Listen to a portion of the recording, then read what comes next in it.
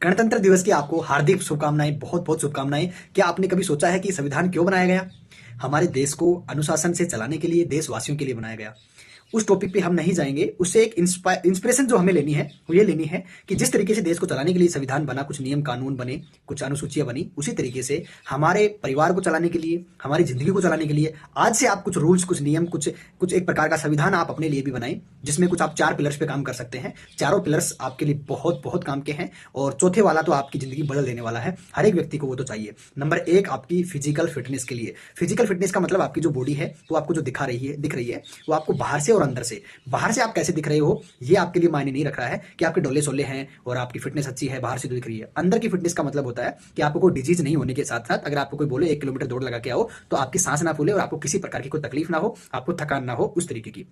ठीक है, आपको अंदर से और बाहर से दोनों तरीके से फिट होना है, बीमारियों से दूर रहें। दूसरा है आपकी मेंटल फिटनेस। मेंटल फिटनेस एक इतना बड़ा विषय है और इतना इंपॉर्टेंट विषय है कि अगर मेंटल फिटनेस है तो आपकी पूरी चीजें जो है फिट रहने वाली हैं। अगर आपका दिमाग खराब है तो आपकी जिंदगी में कुछ भी सही नहीं रहने वाला है। अगर दिमाग इनबैलेंस है तो आपके लाइसेंस, आपके आपके रिलेशंस, आपकी जो आपके वर्क है वो भी आपके इनबैलेंस हो जाएंगे, आपकी स्लीप जो है इनबैलेंस हो जाएगी, डाइट इनबैलेंस हो जाएगी, एवरीथिंग इनबैलेंस हो जाएगा अगर आपका मेंटल फिटनेस नहीं है। तो मेंटल फिटनेस के लिए आप मेडिटेशन कर सकते हैं, कुछ है ना, आप बुक्स वगैरह पढ़ सकते हैं। इसका फ्यूल आपको जरूर देना है। नंबर 3 जो आपका है स्पिरिचुअल फिटनेस।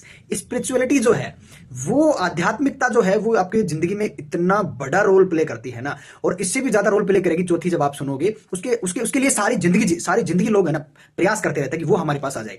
स्पिरिचुअलिटी यानी कि अब लेयर बाय लेयर खुलती जा रही है। पहली लेयर फिजिकल फिटनेस, सेकंड जो लेयर है वो मेंटल फिटनेस। अब इससे भी इंपॉर्टेंट है कि आपकी स्पिरिचुअलिटी। अब इनमें यह है कि आपकी जो क्वांटिटी है काम करने की, आपके समय देने की, वो कम होती जाएगी, लेकिन असर उतना ही बड़ा होने वाला है ना। आप अगर 15 मिनट अपने अपने इष्ट देव को, आपको कुछ नहीं करना, एक आसन बिछाइए, चटाई, हाथ मुंह धो के बढ़िया तरीके से नहा धो के आप बैठ सकते हैं। आराम से शांत बैठ जाइए और सांसों पे ध्यान लगाइए, अपने इष्ट देव का नाम आप जप सकते हैं, कुछ भी कीजिए। 10 से 15 मिनट आपकी स्पिरिचुअलिटी पे ध्यान दीजिए। और नंबर 4, दैट इज अनबिलीवेबल, है ना, सब लोगों का जो अल्टीमेट पर्पज है वो यही चौथा पिलर है, हैप्पीनेस। हैप्पीनेस पे आपको काम करना है, हमेशा खुश रहना है। किसी को आप नोट कर लीजिए, किसी को अगर आप हराने के लिए काम करोगे तो आप हार जाओगे और दुखी रहोगे। किसी को नीचा मत दिखाइए, किसी को कंपैरिजन मत कीजिए। नहीं, दुख का कारण दो ही चीज होती हैं, आपकी सिचुएशंस और लोग।